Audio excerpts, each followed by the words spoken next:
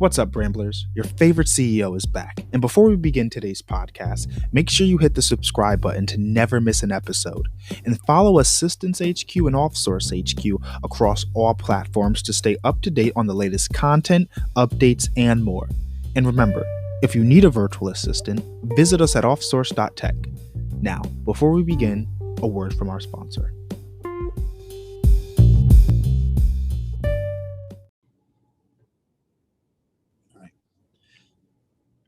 Hey guys, welcome back to another wonderful episode of The Ramblings. I have with us a very particularly special guest today. We have a lot of special guests, but I have with us an extra special guest. We have with us Drake Johnson, investor and Offsource, of many other things, but that's why he's so near and dear and special. So welcome to the show, Drake. This is actually your first time on. Crazy, that's just your first time. So introduce yourself. Tell us a little bit about you.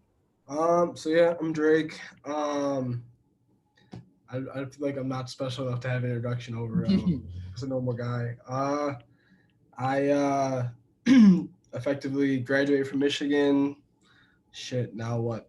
4 years ago? I'm like starting to age myself here. But yeah, graduated. I'm not going to get political or anything, but I had a degree in environmental politics, and then Trump got rid of the EPA, so I had to kind of figure out another way to make money.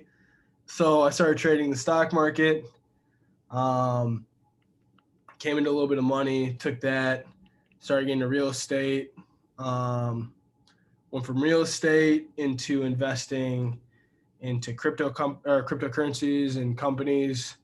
I think I bought like 10 or 12 companies I invest in right now. And then I have I'm always investing in land and what's it called? And I guess crypto. I've far too many earnings, or I'd say holdings to really quantify or just like sum up like that. Wow, that's a lot for 10 to 12 different cryptos. You have us, like that's a lot for like a young age. Now you had said you came into a little bit of money and you got into investing and everything.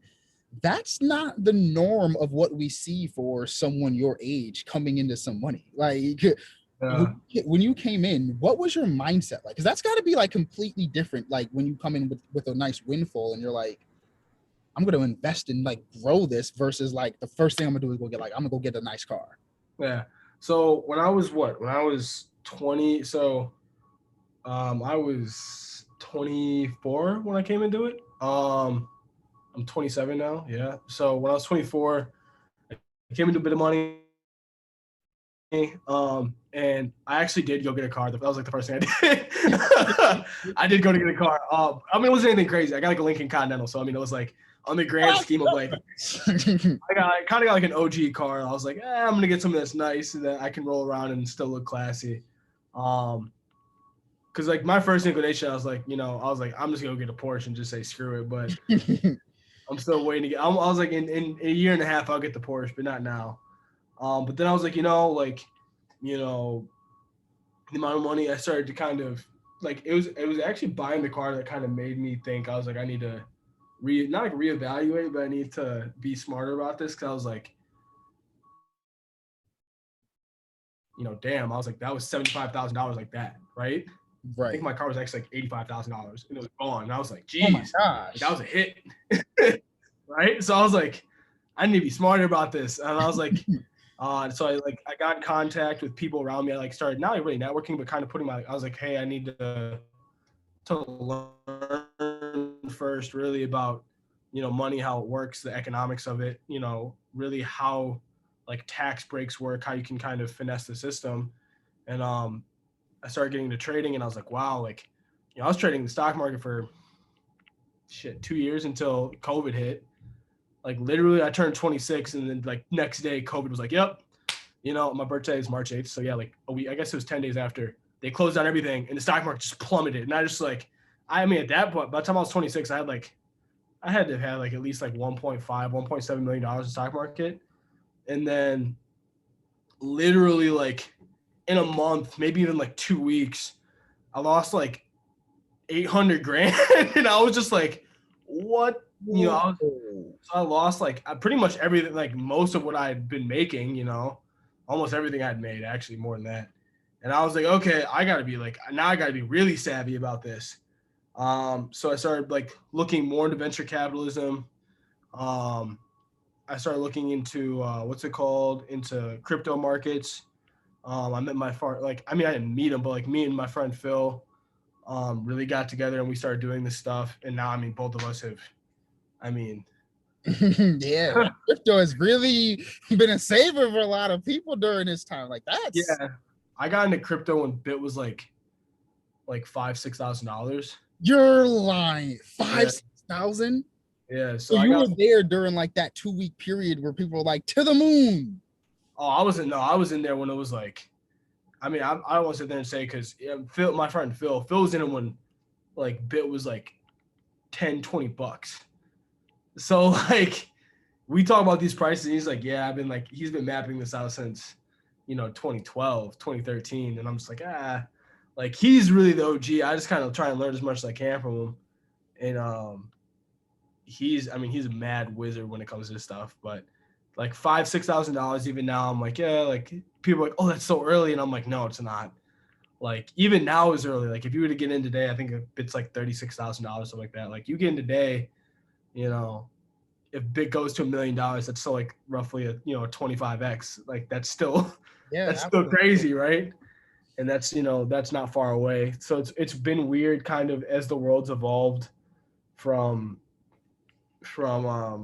really a traditional market, because I mean I was looking at like, oh, I had a 33% year in the stock market, and I was like, I'm Yeah, the shit. that's I was like, dope. I'm doing great, right? Like that was my conservative stuff besides stuff that I was trading on my own. Like that was just kind of putting it away. And Right. then I was like, dang, like if I get 30% in a week sometimes. I mean, not even a week. There's some days I get 33%. So it's like, I mean, if you take that kind of knowledge with like the same strategies I use for that to this, Mhm. from I would say from the traditional to crypto, it's just so then like now it's like me and my friend, like me and Phil, we created Zypher. I have my friends Sione and Jayu. Like we do now, all four of us are together. And we created KCV, which is Kingdom Capital Ventures. And we're in the process of really vetting, seeing like pursuits that we want to get, like be that real estate, be that businesses. Kind of all kind of come together and be like, okay, we're gonna all go this way. We're like maybe two of us are gonna go this way, but just kind of like we meet together. We say, hey, we want to do this. We don't want to do this. Maybe two of us want to go do something. Maybe one of us wants to go do something. But we always bring it to the table so everyone sees it, or has like the opportunity to get in on if they want it. Um, and I was like, I'm gonna do this. Everyone's like, cool. This is after. This is way later. I was like, they were like, this is off source. I was like, yeah, I'm in this. This was before KCV. But yeah, now we kind of do this thing where we just like we meet together. We say we're gonna invest in this or we're not gonna invest in this. But I tend to be probably the most free uh, with who I invest with, and I mean, still I'd say 2 years later, being in 12 projects is not as wild as some people are who just throw like 100K at 100 projects. Very true. Yeah. So why crypto? Like which came first? Like the people that you surrounded yourself and they brought crypto to you, or was it like I'm already in the stock area, like kind of maybe in crypto, and so like I'm going to go reach out to those people that I probably already know in those areas. Oh, it was people way before the that same people. I mean, it sounds silly because it's like one of those kind of old adages. It's almost like a trope, but I fuck with the same effective 11 people I've always fucked with. Like I'm not trying to go out and meet like I'm not really, really, really trying to go meet new people. Um, like if someone comes, if like someone like you happens to come around, that's great. But like I'm not in the business of going out and searching for people.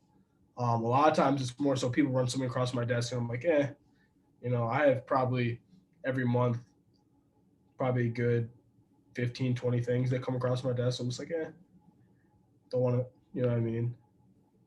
So that's like you're like pretty young, making good money. This is like I don't like to say like a super prime because like I consider primes based on like athleticism, like ability to like still move and enjoy. So I look Well, at someone like LeBron James, who we would consider a little bit past his prime, maybe like not necessarily like on the end years. Like you are probably like in that beginning phase, like especially as like you get that all that like the knowledge and everything, and you're making your money. You're still young. You're under 30. Like how like what does that feel like? What is the mentality in day to day of Drake? You know, how are you keeping a level head? Like you said, you're not like you came on and like, oh, I don't really think I'm someone special for like an intro. yeah, Like at at least from my perspective, yeah. you're pretty special. And so, you know, what is your take on like how you keep level headed? What's your thought process? Well, I mean, yeah, like, I mean, I think, so I'm 27 now, so I think probably like my older brother, he keeps a lot of things in perspective for me. Um, I'd say he's probably like the biggest, like, you know, like I've used this metaphor a lot, where, um, kind of like you need to, in anyone's life, you need to have kind of like a lighthouse, right? And that Right. lighthouse is this thing in the middle of the field, like at the end of a cape, like you have no direction, but you know that that lighthouse is the way you want to go, right? So no, every night you know where to go, like where your guiding light is. Um, and he kind of is always like keeps me on track, where he's just like, yo, you know, make sure that like you're still checking in, making sure that like, because at the end of the day, like, I mean, money's nice, you know, money's nice, but money's not nearly everything. And kind of like it was weird when I stopped like really caring about money and stopped caring about really the pursuit of money and really started concerning myself with like, okay, like why do I want the money? Like why? Like what can I do with it once I have it? That's productive for not me, but for everyone I know. Then and then like use that as inspiration to make money. It became a lot easier to make money. Yeah, it was weird because like now like I don't make investments based off whether or not they like make dollar cents. I make investments based off whether or not they help people, right? Like if it's like oh I someone could sit there and be like yeah your return is gonna be like 10 cents to the dollar on this versus this one that could be 100 cents or $100 to the dollar on it. And if the one that's 10 cents to the dollar, you know, helps more people than the one that's 100 cents or $100 to the dollar, then I'm gonna pick the one that's 10 cents to the dollar, because like I'm not in the business of making like I'm. It's funny because like it sounds counterintuitive, but I'm not in the business of trying to make more money. I'm just in the business of trying to help more people, and like if the more people I can quietly assist, um, without them knowing it's me the one who's doing it, the better. Because I mean like it's funny because there's so many rap lyrics that are like, oh I want the money, you know, f the fame. It's like I really don't want either of them. I just want people to be good. Like I'm not gonna I want to come with the sob story of like oh I came from nothing.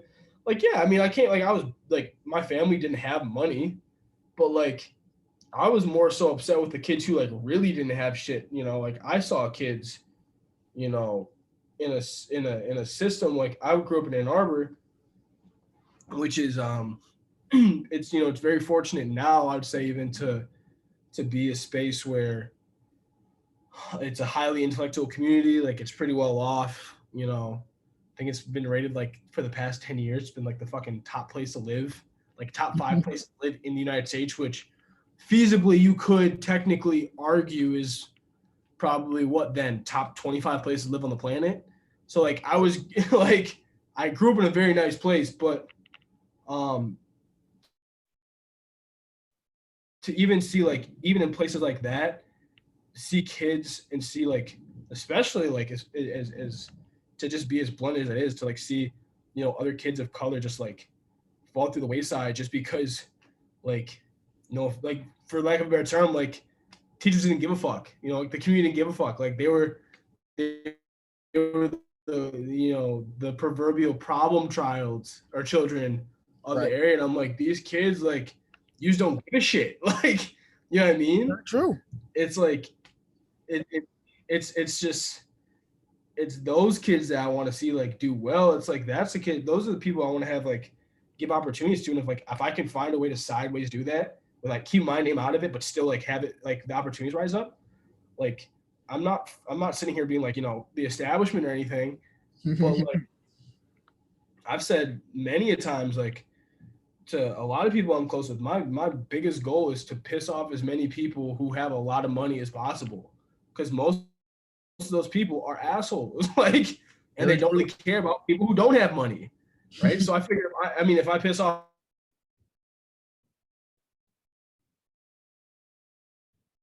I'm probably giving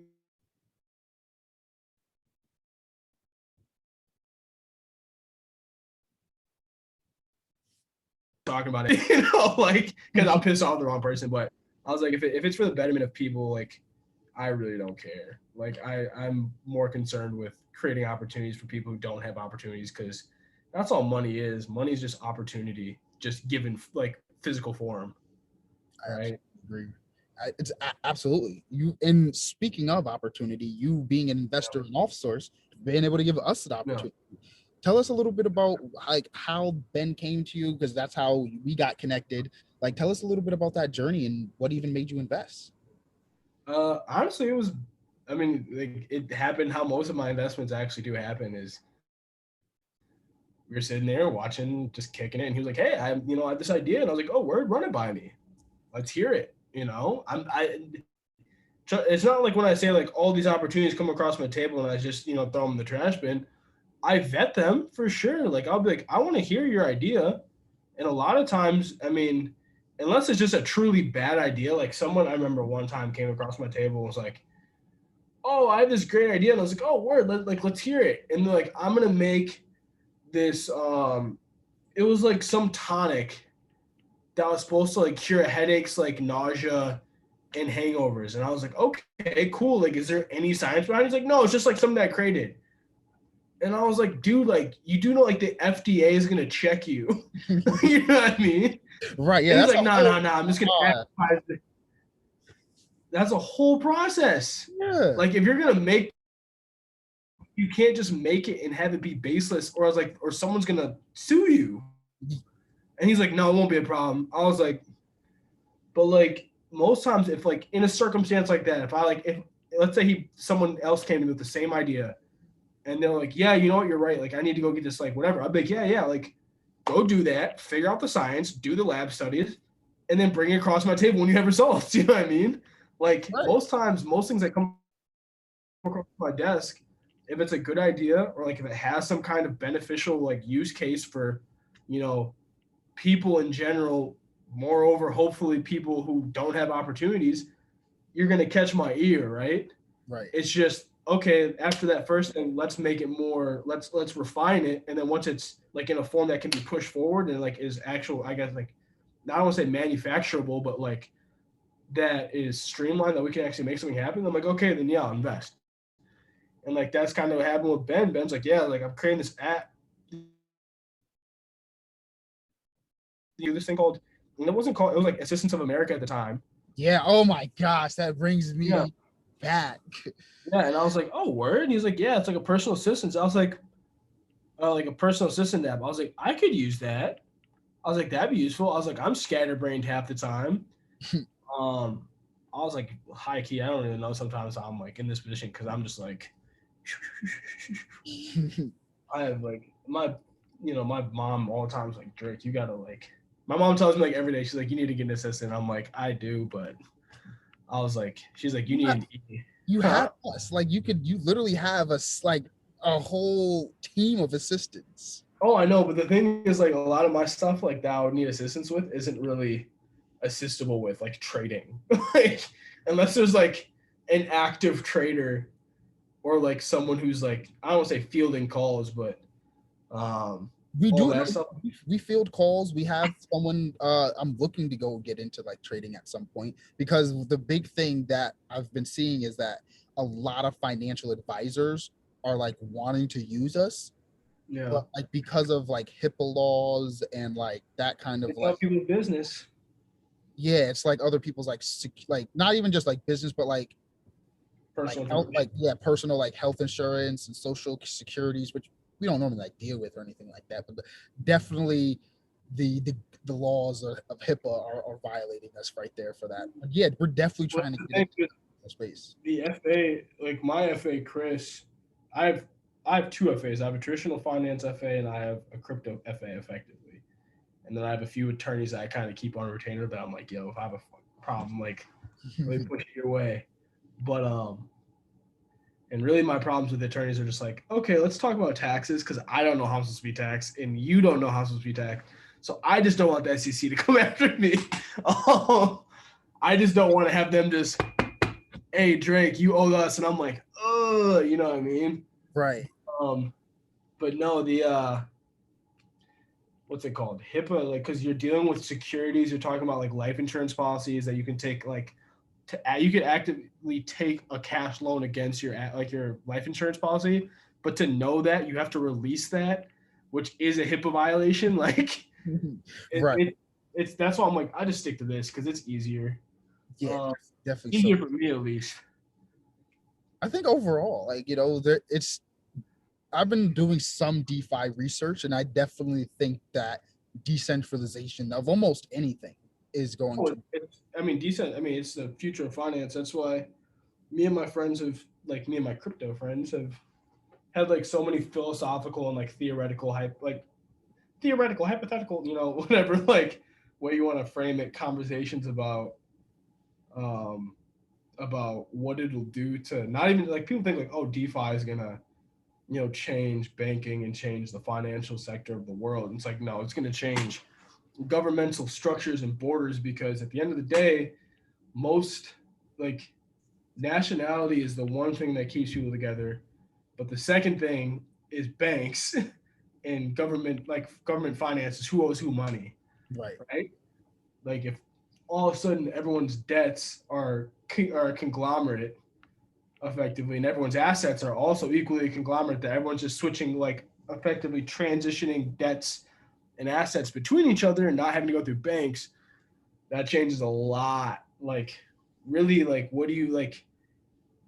I think you're going to start seeing probably in the next 50 years, if I had to take a guess, um, the uh, the disintegration of true, like, border lines, and, like, especially with the ease of travel, the fluidity of I would say, even not just culture, but of human transit and human interaction just via the web.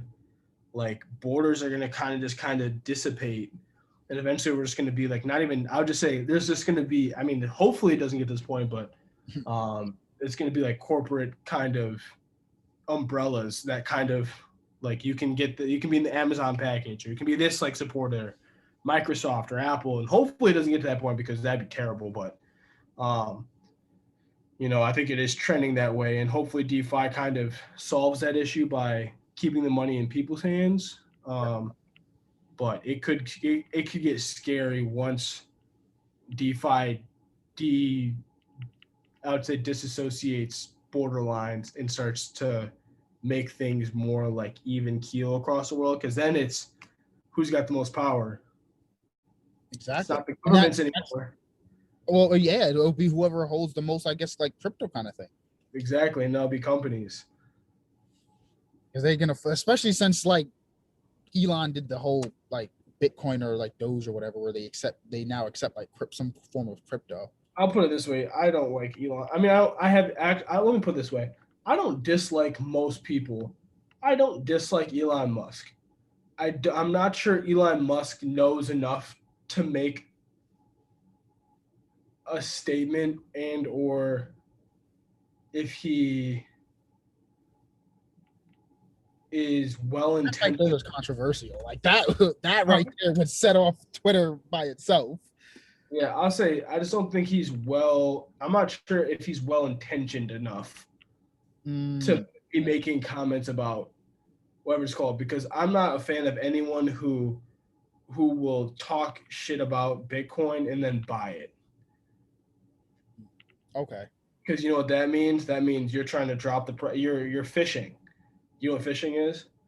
Like dropping price just to be able to purchase it at that lower price. Yes.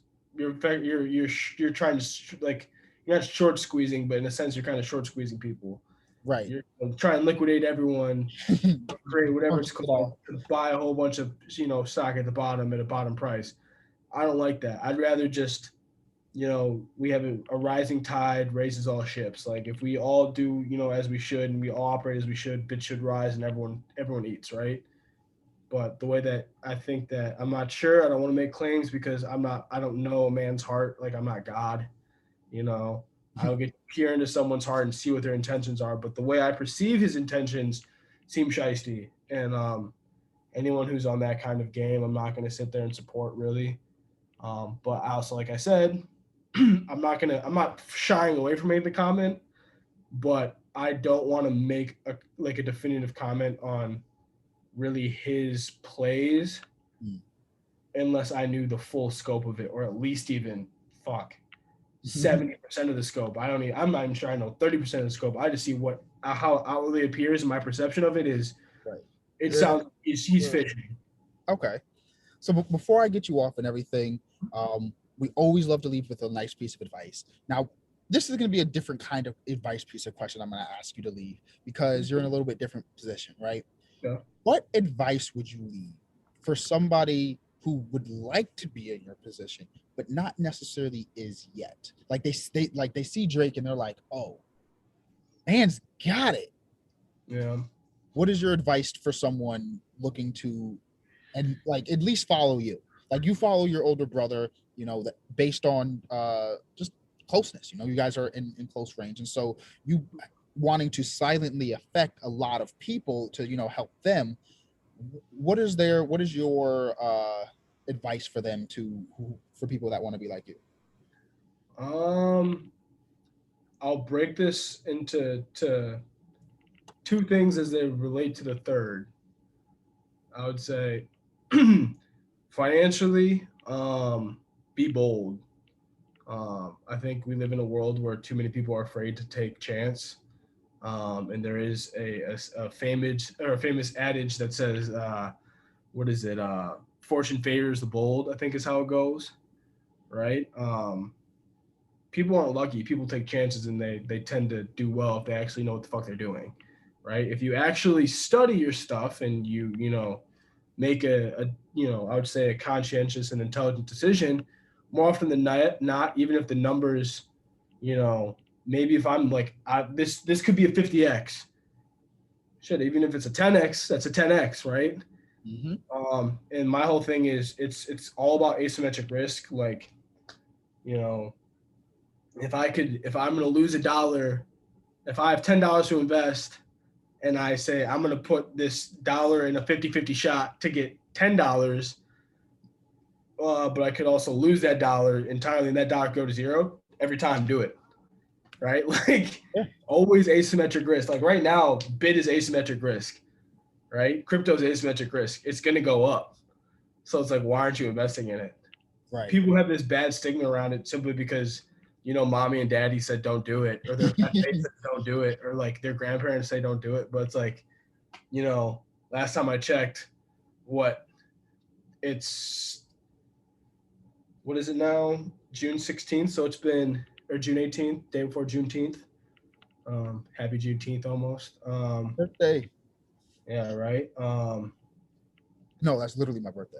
Oh, it's your birthday on Juneteenth? Yeah. Hey, a lucky man. Yeah, so I would say, what is that? 15 months later, 14 months later? What is it, 40x? In crypto, 40x? That's what I'm saying. Like, not even risky, just playing it how you should, right? Making calculated decisions. I'm not being risky, just playing the math. I play the math as it should play. I play statistics. Okay. Right?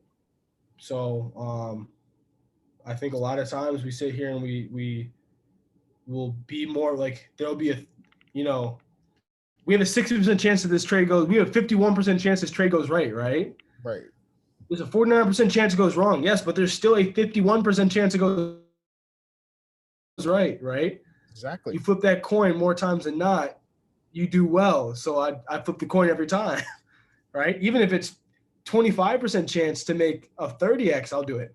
So I say, be bold financially. In terms of the personal side,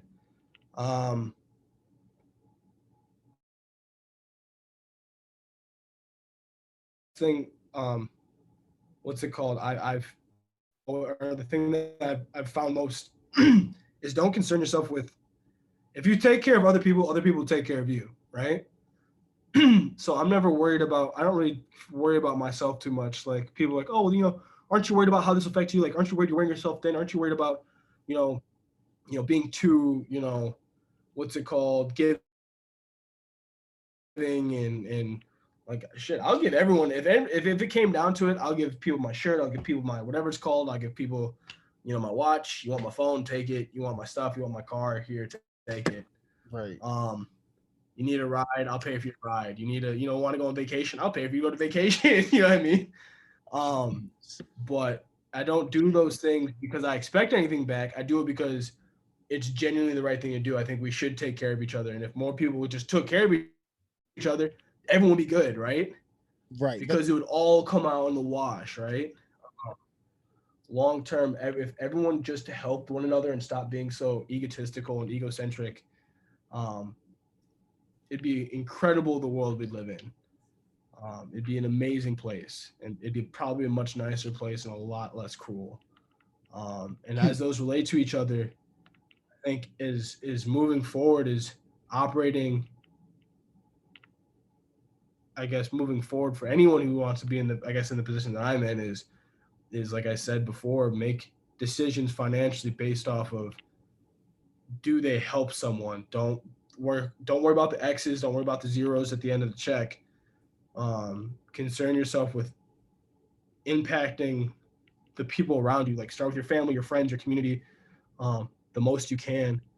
And I would say that social equity, the social return, if that's higher, go for that option, because that's where you got to go. Like at the end of the day, I still got to walk the streets of Ann Arbor, right? Like at the end of the day, I want to be able to walk around my city and people be like, I'm proud of the kid that he came, I'm proud of the man that he became. Cause I've been in Ann Arbor since I was technically I was born in Garden City, but I've been in Ann Arbor since I was a baby. Right. Like I want to be, there's a song by, Big Sean. I can't remember exactly what it's called, but the line goes like, all I want to do is make my city proud. Right. Like that's all I'm trying to do. I want to make sure that at the end of the day, like I made Ann Arbor proud. Like I made Michigan proud. I want to make like my family, my community, the friends I grew up with, the kids that met me at Eber White, like the kids who hated me at Eber White, you know what I mean? Like the teachers who said I would never be anything. Like my goal is not to be in a place of spite and, throw up the birds to them, but to literally be like, I want to show you that like all the lessons that you guys taught me, all the things that like I've accrued, all the things that, all the things that have been imparted upon me, like I'm going to take those, I'm going to make the best situation for not just me, but for you and for everyone here. And then as I, move out from there and keep moving the circle outward, hopefully you get to the point where, maybe 10, 15 years down the road, helping the world out on a grander scale, but it all starts at home, So I think really you just gotta be really conscious about, taking care of, first your family, then, your friends, then your community, and really just branching out and make all your business decisions on whether or not they do that, right? Does this business decision that I'm making today help someone, help more people than it hurts? Because if, at the end of the day, if my business decisions are hurting someone, then I'm making money, then I'm fucked. Because that means I'm making money on someone else's hurt. So I try to make as many dollars as I can, not touching, not negatively influencing anyone, right? So that's the goal always. I think that's an amazing goal to have. Yeah. That's really something that a lot of more people should be striving for, and I'm glad that's what your message and sharing is. So we definitely thank you for dropping down. Yeah, don't worry about it, man.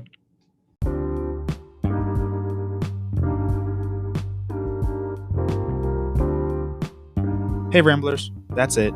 Podcast is over. Don't leave yet though. If you enjoyed today's episode, make sure to like, share, and subscribe to the podcast, and follow us on YouTube at OffSource HQ. We'll see you next time.